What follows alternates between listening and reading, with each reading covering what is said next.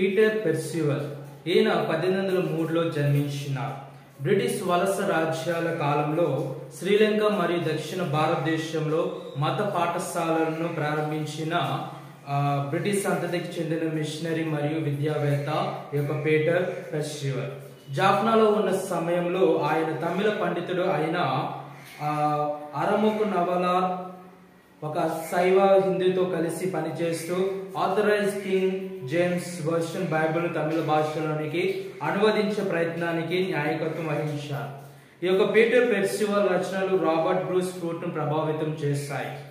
ఈ యొక్క పెర్సివల్ బ్రిటిష్ ఆధీనంలో ఉన్న శ్రీలంక మరియు బెంగాల్లో వెస్లియస్ మెథడిస్ట్ మిషనరీగా తన కెరీర్ను ప్రారంభించినాడు.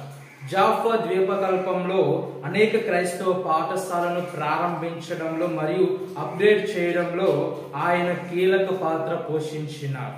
ఇంగ్లాండ్కు తిరిగి వచ్చిన తర్వాత ఆయన ఆంగ్లికనిజంలోకి మారారు. దక్షిణ భారతదేశంలో తన పదవి తర్వాత ఆయన భారతదేశానికి పంపిన ఆంగ్లికన్ మిషనరీ సొసైటీతో కలిసి తన అనుబంధాన్ని తెంచుకొని మద్రాసు ప్రెసిడెన్సీ కళాశాల విద్యావేత్తగా ఆయన పనిచేశారు. ఆయన ఇంగ్లీష్, తమిళ్ మరియు ఇంగ్లీష్ తెలుగు నిఘంటువులను అలాగే భారతీయ సంస్కృతి మరియు మతంపై అనేకమైన పుస్తకాలను ఆయన ప్రచురించారు.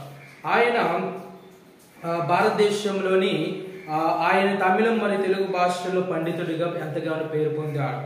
బైబిల్ యొక్క తమిళ అనువాదాన్ని ప్రచురించిన తర్వాత ఆయన ల్యాండ్ ఆఫ్ ది వేద India briefly describes in some of it's aspects physical, social, intellectual and moral అనే పుస్తకాన్ని కూడా రాశారు.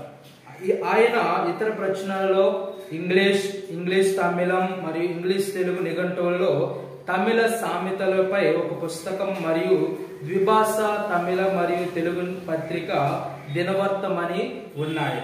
ఆయన ఆంగ్లం, తమిళ సామెతలు మరియు తమిళ కవి అవ్వయ్యర్ సాహిత్య రచనలు కూడా అనువదించినారు.